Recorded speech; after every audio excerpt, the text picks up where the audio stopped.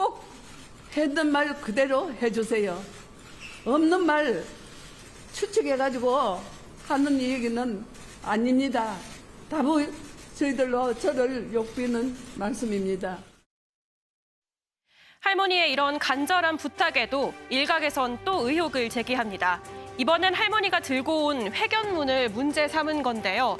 이 안에 그 연세 어르신이 쓰지 않는 용어가 많다라면서 할머니가 쓰지 않은 게 명백해 보인다고 주장했습니다. 그러면서 누군가 왜곡에 관여한 게 아니냐라는 의혹을 제기한 겁니다. 이에 이 할머니는 다시는 그런 얘기 하지 마라며 즉각 반발했습니다. 한 언론과의 인터뷰에서 옆에 있는 딸에게 이대로 똑바로 써달라고 했다고 설명했습니다. 그러면서 내 나이가 되어봐라 글 똑바로 쓸 수 있나 그러는 거 아니다라고 일갈하기도 했는데요. 이 수양딸 광모 씨 역시 SNS에 어떤 생각으로 어머님의 생각을 정리해줄 만한 사람조차 없다는 오만한 생각을 하고 계시는지 궁금하다고 지적했습니다. 이렇게 의혹이 제기되자 여권 일각에서도 본질을 흐리는 것은 적절치 않다라는 질타가 나오고 있습니다. 없는 말 축축해서 하지 말라달라는 할머니의 부탁에도 오늘의 프레스콕입니다. 네, 할머니에게 거짓 정보, 잘못된 정보를 줬던 사람이 과연 있을까? 그 배우가 있을까? 일각에서 제기되고 있는 그런 배우설 얘기가 있는 것 같습니다.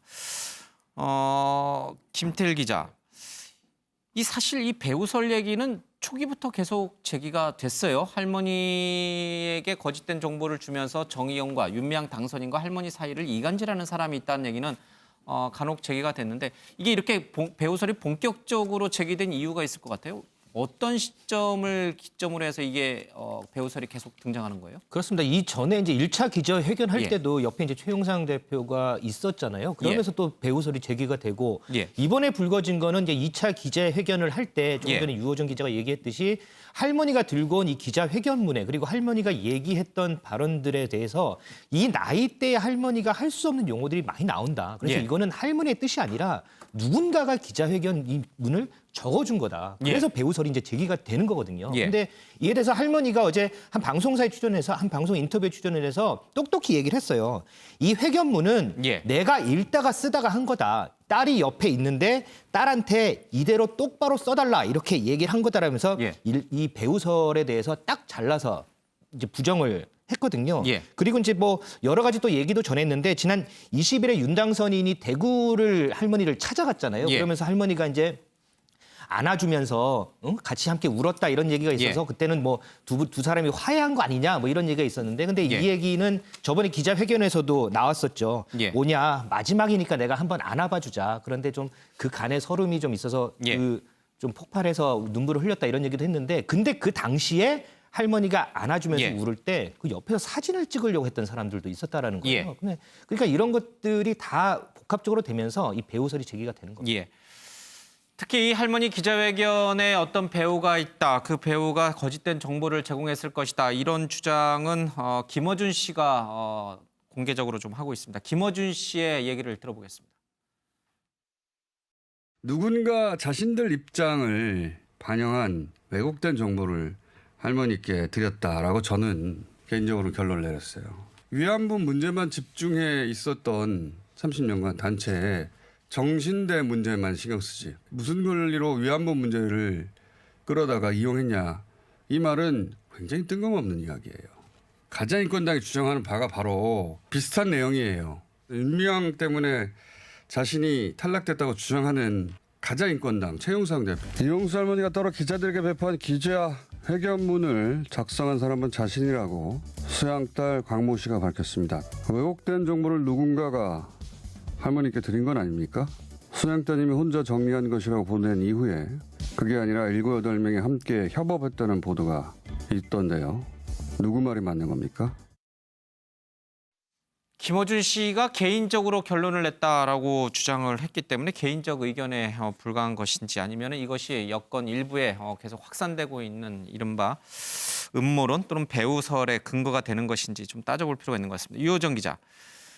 김어준 배우설에 지금 직접 얘기를 들어봤습니다마는 가자인권평화당의 최용상 대표 이번에 비례 신청했다가 윤미향 당선인 때문에 밀려서 되지 못했다 이런 소문도 좀 있긴 합니다만 최용상 대표 그리고 나아가서 수양 딸인 곽 씨까지도 이 배우설에 연루된 것으로 지금 김어준 씨는 보고 있는 거죠? 네, 그렇습니다. 이 첫 기자회견 때 최용상 대표가 사회를 봤었죠. 당시에도 이 배우설이 제기가 됐었고 다음에 언론 인터뷰를 통해서 기자회견 시킨 거 아니다, 내가 한 거다라면서 이걸 좀 어떻게 보면 반박을 한 바 있습니다. 그런데 이제는 이 기자회견 문을 가지고 어떻게 보면 또 다른 배우설을 제기하고 있는 상황인 거죠. 그래서 어제 이제 할머니가 또 다른 언론에서 인터뷰를 통해서 이걸 반박한 상황인 건데요.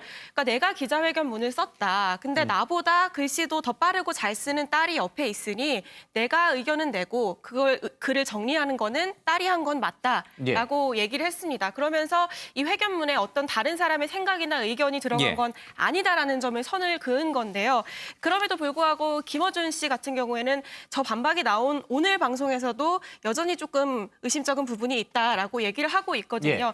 특히나 그동안 이제 이 최용상 대표가 주장을 해왔던 논리와 이 기자회견문의 논리가 좀 비슷한 부분이 있다라고 강조를 하고 있는 상황입니다. 네, 그런데 일단 할머니의 입장이 더는 이거에 대해서 얘기하지 말아달라. 강조를 하고 있는 상황입니다.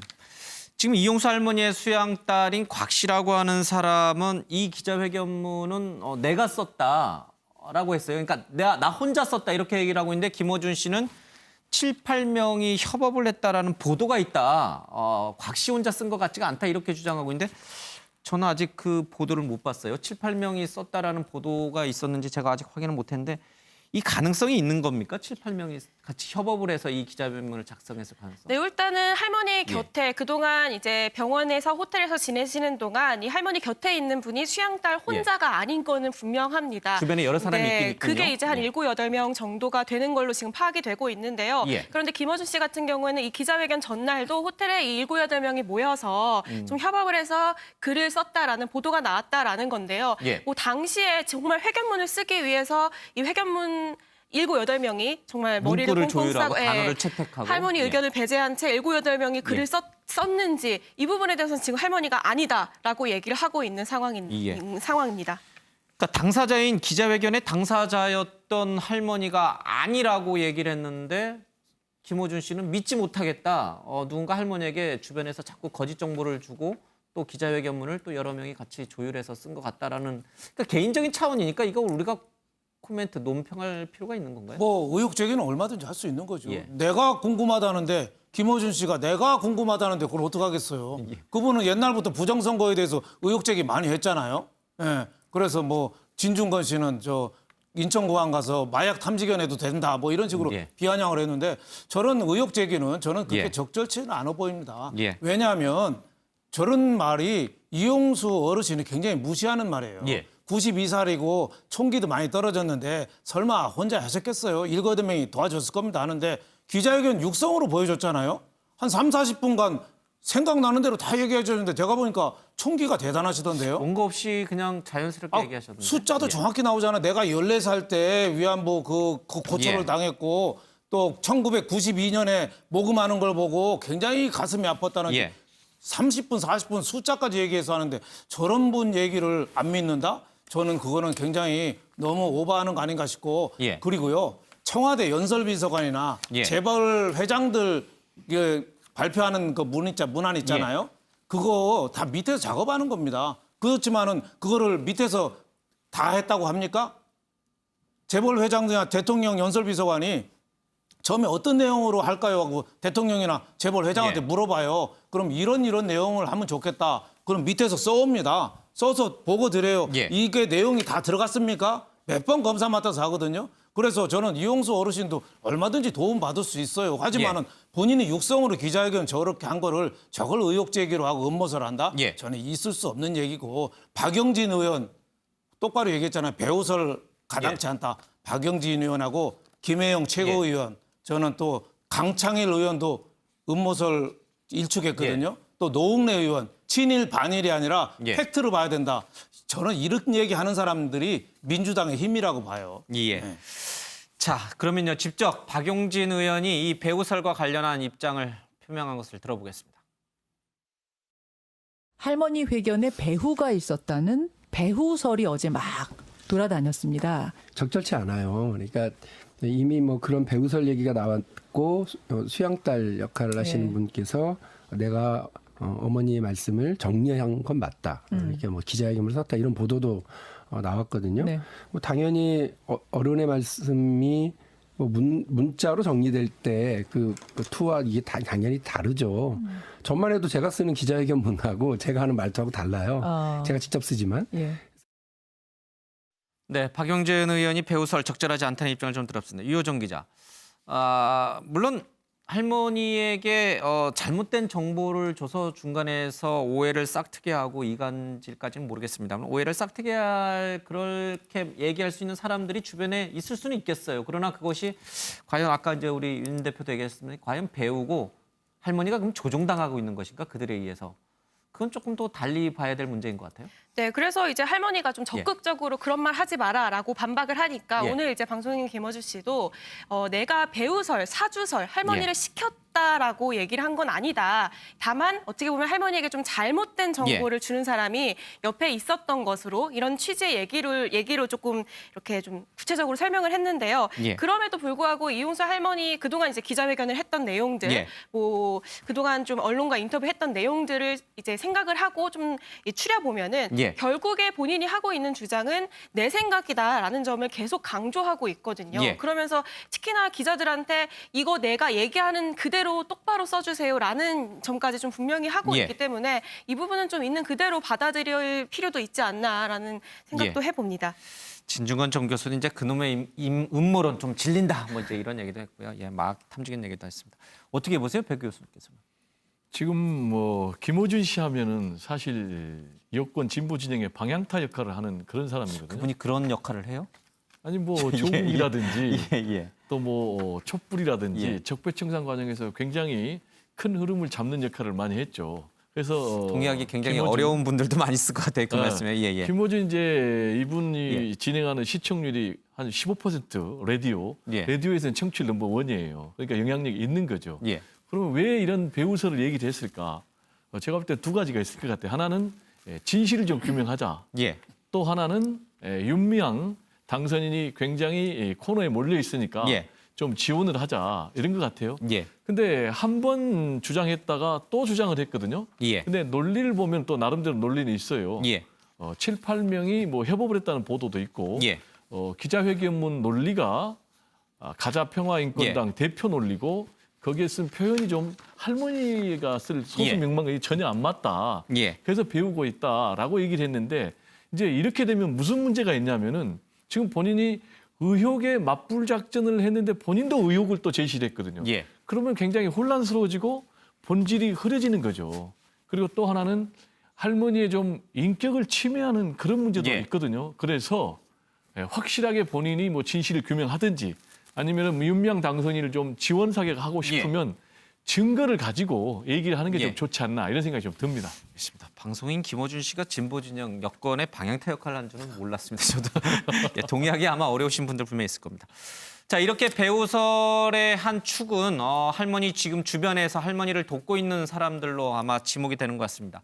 그러나 또 다른 한 축이 있습니다. 유호정 기자. 바로 이 보수 유튜버들도 또 다른 배우가 될 수 있다라는 주장이 제기되고 있는데 그 주장의 근거는 뭡니까? 네, 이 가자 최용상 대표 역시 이 첫 번째 기자회견에 사회를 봤기 때문에 좀 배우가 아니냐 이런 의혹을 받았던 거잖아요. 그런데 이 두 번째 기자회견장에 할머니가 한 보수 유튜버랑 인사를 하는 장면이 포착이 된 겁니다. 기자회견장에서? 네, 그렇다 보니까 지금 그 배우가 보수 유튜버 아니냐라는 의혹이 제기가 된 건데요. 실제로 저 회견장에는 뭐 보수 진보 불문하고 정말 많은 수의 유튜버 또 기자들이 참석을 했다고 하고요. 또 이 과정에서 그냥 자연스러운 인사였다라는 설명이 나오고 있는데요. 지금 이제 화면에 나오네. 저 인사하는 사람이 보수 유튜버여서 배우에 저 보수 유튜버가 있다. 이렇게 이제 소문이 나는 거군요. 그런데 이제 저 사람 입장에서는 이제 할머니의 기자회견을 보고 난 후에 이제 나가시는 모습을 보고 그냥 처음 인사를 드린 거였다라고 설명을 하고 있는 상황이죠. 또 이거 말고도 또 곽상도 의원 배우설 이것도 있거든요. 곽상도 의원은 미래통합당 의원인데 배우가 될 수. 네, 그 배우설은 이제 할머니의 휠체어를 끈 게 곽상도 의원처럼 보인다라면서 이 곽상도 의원 배우설이 등장을 한 건데요. 그런데 지금 할머니를 보좌하는 옆에 사람들이 다 모두 휠체어를 끈 거는 곽상도 의원이 아니었다라고 얘기를 하면서 또 다시 잠잠해진 상황입니다. 그러니까요. 뭐 할머니 주변 측근에 있는 사람들, 또 할머니하고 인사했던 보수 유튜버, 또 이 미래통합당에서 이 TF팀을 꾸려가면서 여러 가지 의혹을 제기하는 곽상도 의원까지 여러 가지 배우설로 지목이 되는 것 같지만 다들 좀 그 배우설의 근거로서는, 객관적 근거로서는 좀 취약한 것 같아요. 그렇죠. 예. 뭐 제대로 좀 나온 게 아니고 예. 진영 논리가 예. 아닌가 싶어요. 상대 진영에서 했다. 예. 뭐 이런 건데 저는 그 일부에서 그 이용수 어르신이 예. 저 이번에 뭐 일본에 대해서 오히려 뭐 면죄부를 줬다고 예. 그러는데 오히려 그게 아니에요. 기자회견 때도 일본이 사과하고 진상규명 강력히 요구했잖아요. 예. 그리고 또 정부도 아니에요. 정부 기자회견 때 정부 욕하는 거 봤어요? 이용수 할머니가? 정부 욕 하나도 안 했어요. 지금 있는 거 진상. 예. 위안부 할머니들이 이용당하고 있다. 그리고 정의의 기억연대가 위안부 할머니들을 빙자해가지고 여러 가지 나쁜 예. 일을 많이 하고 있다. 수치도 나온 게 아니에요. 그거 좀 밝혀달라. 그리고 윤미향 빨리 좀 진실을 네가 좀 밝혀라. 예. 이런 뜻이니까 그거를 진영 논리에서 옳고 다르고 이거는 저는 보수 진보가 할 도리가 아니라고 봅니다. 저 어르신들은요. 역사의 가장 큰 피해자들이잖아요. 예. 예, 우리 일제시대 때 태어나서 그 가정 고생하고 해방 후에도 어떻게 보면 사회에서 예. 서름 많이 받고 지금 90대 연세에도 어떻게 보면은 양쪽에서 핍박받는 그런 분인데 그 한 인권이라는 차원에서도 저는 그 예. 어르신의 말씀을 존중해 줘야 된다. 그 어르신도 얘기하잖아. 미래지향적으로 가자. 젊은이들한테 아내 문제 이렇게 놔두면 안 되고 더 공부 좀 시키자. 굉장히 저는 훌륭한 말씀이라 그런 말씀을 좀 되새겨 들어야 된다 이렇게 생각합니다. 알겠습니다. 현재로서는 이제 할머니의 말을 좀 저희들이 믿고 이 문제를 좀 풀어나가는 기초가 좀 돼야 된다 이런 생각이 좀 듭니다. 자, 그러나 이 문제가 터지면서 우리 사회의 다양한 생각과 시각을 가진 사람들의 의견보다는 양극단에 서 있는 사람들의 의견이 더 주목받고 있는 게 사실입니다. 그 양극단에 있는 사람들이 이 문제를 어떻게 정치적으로 이용하고 있는지 살펴보겠습니다. 먼저요, 보수 측 입장을 좀 보겠습니다. 그 성적위안을 역으로진 희생이라는 천한 신분이 있었는데 그게 20세기 초에 그와 같은 문화적인 근처에서 위안부제가 또는 공창제가 운영되었다. 성노동의 강도라든가 그런 만큼 또 상당한 정도로 소득 수준이 높았던 것은 또 사실이고요. 강압에 의해서 성적 서비스를 제공하는 사람들이 성노예인데 이게 사실이 아니라는 거예요. 부모가 대신 받거나 양아버지가 대신 받고 어린 딸을 팔면 일을 해서 그것을 갚으면 자유의 몸이 돼서 전쟁 시대에도 중국으로 돌아오는 여자들이 수두룩했다. 저기 서 있는 저 흉물스러운 저 위안부 동상은 철거되어야 된다. 역사를 왜곡하는 상징물입니다. 이용수 씨가 지금도 끌려갔다고 말을 하고 있는데 위안부가 끌려갔다라고 하는 것이 증명되는 역사적인 자료는 단 하나도 없습니다. 문재인의 그동안의 반일 얘기라는 게 겨우 가짜 위안부 할머니를 앞세워 와서 우리에게 장난을 쳤다는 게 드러났다면 그 반일 외교라는 게 얼마나 웃기는 것인가. 끝내 지소미아를 파괴하겠다고 위협하면서 저들의 반일 선동은 국가 위기가를 조장을 했습니다. 박근혜 정부의 최순실 사건이라고 하는 것은 가짜 위안부 이용수에 비한다면 사건 축에 낄 수도 없는 일인지도 모르겠습니다.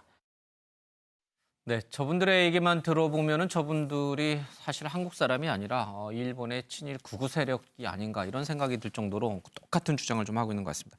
이영훈, 유석춘, 이우연 뭐 여러 가지 이제 학자이긴 합니다만은 일제 식민지 시대를 미화하고 또 끌려간 것이 아니라 자발적으로 성노 서비스를 제공한 것이다. 일종의 공창에 자발적으로 간 것이다. 이제 이런 주장을 펼치고 있는데 이분들이 지금 이용수 할머니의 기자회견을 적절하게 활용하는 것 같다는 느낌도 좀 들어요.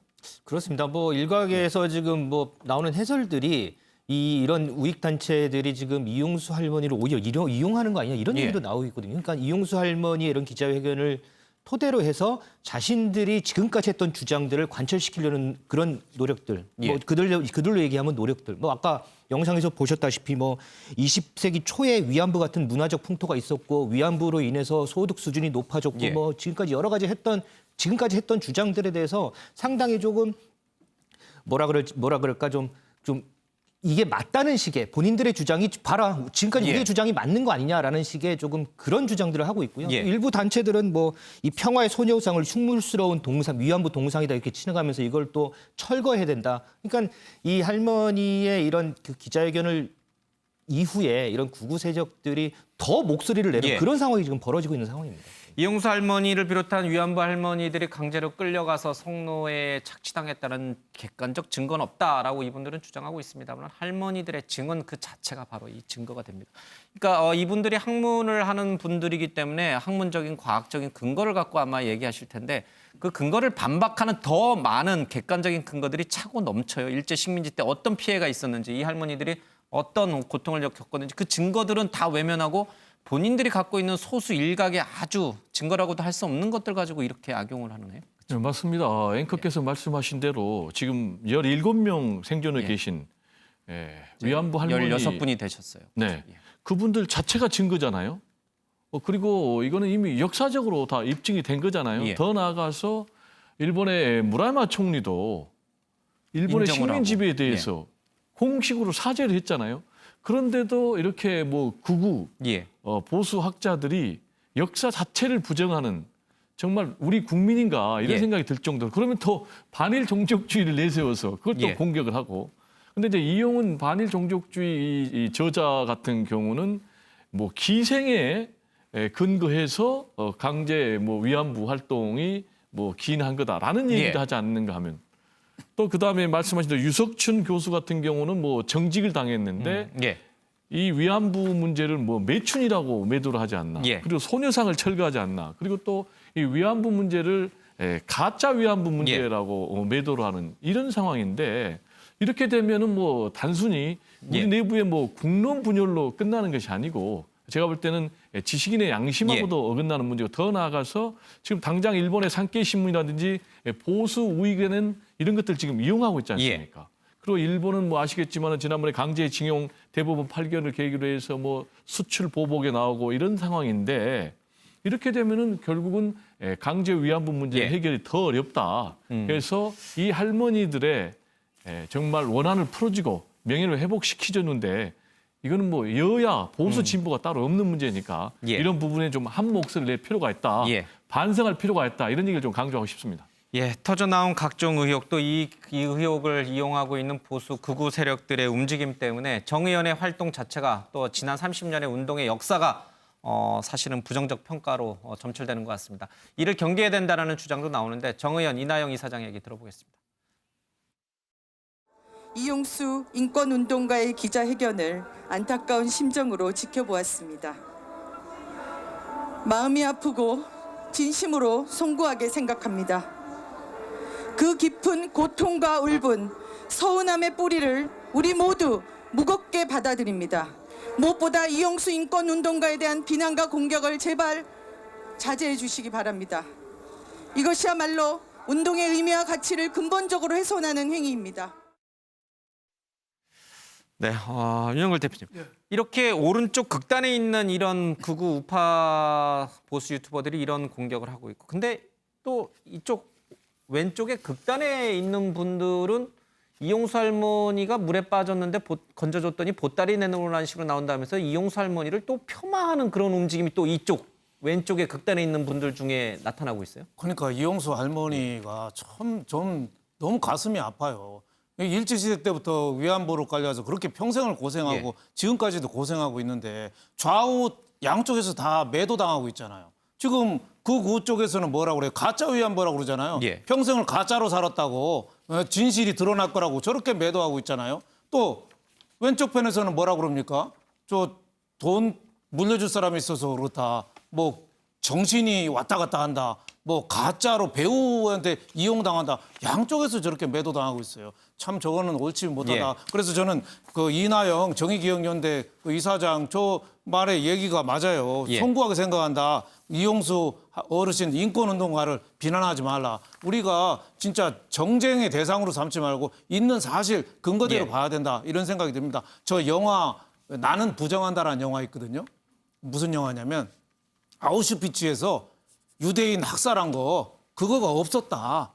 그래가지고 유대인 학살 얘기한 교수를 고소해요. 명예훼손으로. 그래서 재판이 오랫동안 벌어졌거든요. 이게 실증주의 학자들의 한계예요. 증거 내놔라 이거죠. 근데 위안부 할머니들은 기억에만 있잖아요. 그러니까 일부 학자들이 저렇게 90 넘은 어르신 보고 증거 내놓으라고 저렇게 할 건 아니에요. 그러니까 여러 가지 학문적인 영역에서는 많은 더 토론도 있어야 되고 연구는 더 진행돼야 되지만 일방적으로 저렇게 위안부 어르신들을 몰아대는 거는 어떻게 보면 일본 우익에 좀 이용당하는 측면이 있는 거죠. 우리가 역사를 좀 제대로 좀 바라볼 가치가 있다. 필요성이 있다. 의무가 있다. 이렇게 생각합니다. 할머니들이 모두 돌아가시고 나면은 우리 역사가 일제 식민지 시대 역사가 또 왜곡되지 않을까 또 걱정되는 부분도 있는 것 같습니다.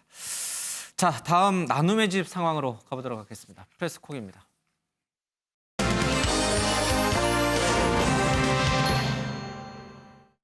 네, 경기도 광주에 있는 나눔의 집 상황도 심상치가 않습니다. 새 원장을 뽑는다는 공고가 있는데 이호정 기자, 이 공고는 뭔가요? 지금 이 논란 때문에 기존에 있던 소장이 물러나는 건가요? 네, 그렇습니다. 현재 사태에 책임을 지고 사의를 표한 상황입니다. 그러니까 이 나눔의 집의 운영과 관리를 총괄하는 이 시설장 자리를 새로 뽑겠다라는 공고가 올라온 상황인데요. 그런데 이 내부 고발을 한 직원들은 이걸 우려하고 있습니다. 왜냐하면 지금 이 논란을 만든 이사회를 지금 이렇게 교체를 하는 게 어떻게 보면은 꼬리 자르기 아니냐 이런 우려를 하고 있는 거고요. 이렇게 새로운 사람이 뽑힌들 과연 근본적인 문제를 해결할 수 있겠느냐라는 우려를 하고 있는 상황입니다. 실제로 지금 이 사태가 나온 이후로 2명이 새로 직원이 채용이 됐대요. 한 분은 사무국장, 한 분은 회계 담당 직원인데요. 이 회계 담당 직원 같은 경우에는 이 직원 말로는 또 스님의 조카라고 합니다. 물론 스님의 조카라고 뭐 어떤 불순한 의도가 있다라고 추측할 일은 전혀 아니지만 그런데 이 새로운 회계 관리자가 회계 권한, 그러니까 지금 70억 원에 쌓아둔 현금을 다룰 수 있는 권한을 달라고 요구를 하고 있는 상황인데 직원들은 아직 우리가 지금 이 문제를 정확하게 해결하지 않은 상황에서 새로운 사람에게 그렇게 큰 돈을 다룰 수 있는 권한을 주는 게 맞느냐, 문제부터 해결을 해야 된다라고 하고 있는 상황이거든요. 사실 나눔의 집에서 이번 이렇게 직원들의 지적을 좀 잘 받아들이고 조율하겠다라는 보도 자료를 내놨는데 정작 직원들 사태에서 물러나고 새로 직원 뽑고 그러면서 이 문제 해결에는 조금 뒷전인 상황, 그런 상황들이 지금 보이고 있어서 우려가 되고 있습니다. 그 의혹을 풀어야 될 당사자를 바꿔버려서 꼬리 자르기를 하는 것 아니냐 이런 의혹이 있다. 알겠습니다. 나눔의 집에 지금 기거하고 있는 할머니들 연세가 많으시죠. 이분들이 모두 돌아가시게 되면은 여기에 호텔식 요양원을 설립하겠다 이런 녹취가 한번 공개된 적이 있습니다. 관련돼서 추가로 더 새롭게 폭로가 되는 내용이 있습니다. 직접 들어보겠습니다. 17억 정도는 지르는데 이거 가지고 좀 부족할까. 물론 100억 정도를 적어야 우리가 100여 명 수용할 수 있는 요양원을 지을 수 있지 않을까.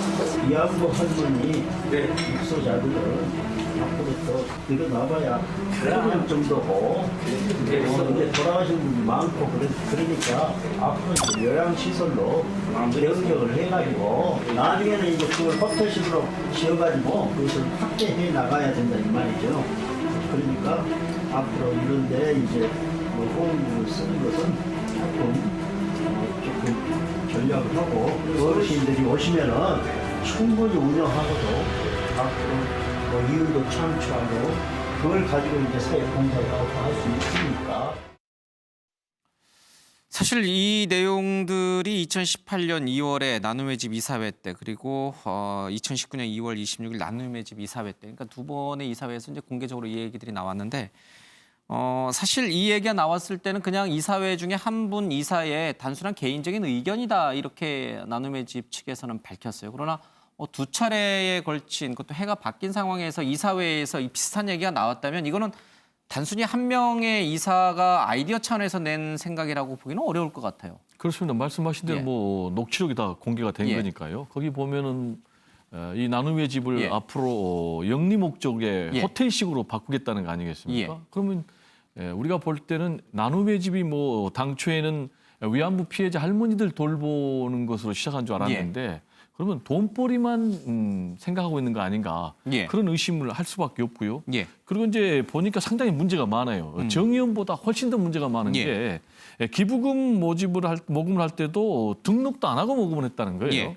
그리고 3년 동안에 최근에 67억을 모금을 했는데 39억도 지금 제대로 공시가 안 됐다고 그러면 이 엄청난 돈 아니니까 39억 그럼 어디로 갔는지 의문이 좀 들고요. 그리고 이 시설하고 이 법인 이걸 회계를 구분해야 되는데 이런 것도 지금 안 돼 있고 또 그다음에 심지어는 위안부 피해자 할머니들을 돌보는 것이 아니라 학대 문제까지 나오고 있거든요. 그리고 위안부 피해자 할머니들은 굉장히 과거에 대해서 어두운 아픔을 갖고 있지 않습니까? 그래서 나는 사진 촬영해서 노출되기 싫다. 그런데 그분들 사진 찍어가지고 블로그에 올려가지고 뭐 모금에 활용한다든지 이런 여러 가지 문제들이 많아요. 그럼에도 불구하고 지금 조계종에서는 우리하고 상관없는 독립법인이다라고 얘기하지만 실제로 이사들의 3분의 2는 조계종 성적을 가져야 되니까 사실상 조계종에서 다 이걸 좌지우지하는 거예요. 그래서 이 문제에 대해서 정확하게 실상을 파악하기 위해서는 그리고 여러 가지 뭐 운영 비리가 재발되지 않도록 하기 위해서는 여기야말로 검찰 수사가 즉각 들어가야 된다.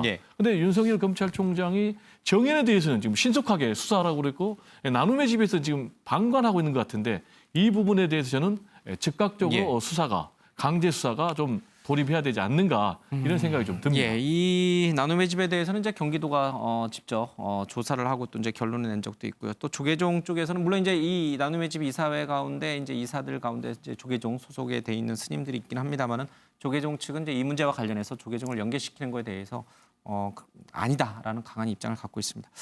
김태일 기자, 이제 잠깐 얘기했습니다만 이용수 할머니가 기자회견을 통해서 이렇게 얘기했던 것 중에 대다수는 할머니들을 이용해서 윤미향 당선인 또 정의연, 정대협이 자신들의 어떤 이익을 추구했다라는 점 아니겠습니까? 그러니까 할머니를 이용했다라는 측면인데 여기 나눔의 집에서도 할머니들을 이용했다라는 그런 구체적 증거, 잠깐 이제 우리 배 교수도 얘기했습니다. 그런 증거가 나왔나 보죠? 그렇습니다. 지금 뭐 이용수 할머니나 과거에 김복동 할머니나 이런 분들은 자신의 아픈 과거를 드러내고 여러 가지 활동을 하셨던 분이잖아요. 대외 공개 활동을 했죠. 그렇습니다. 그런데 이제 나눔의 집에 계신 할머니들 일부는 내 신분을 절대로 공개하면 안 된다. 날 공개하지 말아달라. 이렇게 부탁을 한 할머니들도 계신다고 그래요. 얼굴을 알리고 싶지 않다, 밖에. 그렇습니다.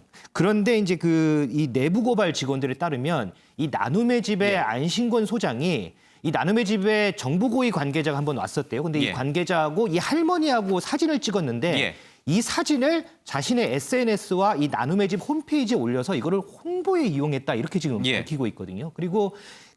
그래서 이제 그 내부 고발 직원들이 항의를 하니까 이 사진들이 이제 최근에는 이제 내려진 상태고요. 그리고 또 신뢰 하나가 있어요. 또 지난 2018년 가을에 할머니들이 경복궁 나들이를 원했는데 이 나눔의 집 측에서 이제 가을이니까 쌀쌀하잖아요. 그래서 날씨가 추우니까 안 된다. 그렇게 좀 만류를 했는데 얼마 지나지 않아서 11월에 이 조계종의 행사가 있는데 이때 할머니들을 참석시켰다. 이런 증거도 좀 나오고 있는 상황입니다. 이렇게 할머니들의 초상권이라든지 또 잠재적인 노인 학대 이 정도 되면 이거는 이제 인권 차원의 문제거든요. 그 국가인권위가 조사가 들어갔나요?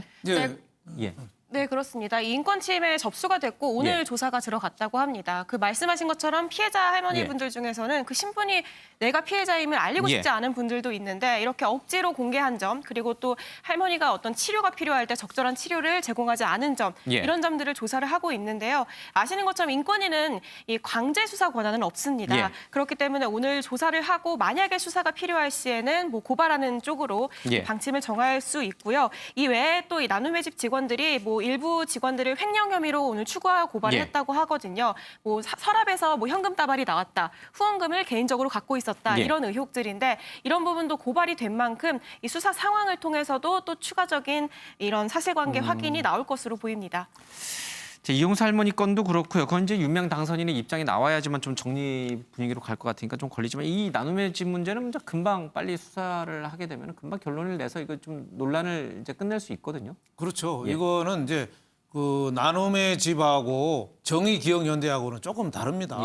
정의기억연대는 여성 인권 운동 하는 데고 나눔의 집은 어떻게 보면 요양원 그 위안부 어르신들을 그 단체로 모셔놓은 그런 요양원 기능을 하는 데죠. 둘 다 똑같은 부분이 있죠. 할머니들을 이용해서 모금하고 활동했다는 그런 의혹을 사고 있는 거죠. 지금 나눔의 집도 지금 37억 있는데 앞으로 100억을 더 모아서 뭐 호텔식 요양원을 진다는데 모금한 사람들이 그 위안부 어르신들 보고 모금 안 했겠어요? 어떻게 보면은 모금한 사람들한테 정당하지 비슷한 방법으로 이렇게 모금을 한 거죠. 하지만은 그 나눔의 집은 정의기억연대랑 다르게 정의기억연대는 윤미향이라는 사람의 개인적인 영향력이 엄청 커서 윤미향 빼고는 설명을 할 수가 없는데 나눔의 집은 비교적 그 정보를 약간 공유하고도 있는 것 같기도 하고 단체 내에 내분도 좀 있는 것 같아요. 내분이 있어서 서로 내부 고발자가 활발하게 지금 오가고 있거든요. 여기는 수사하면은 비교적 쉽게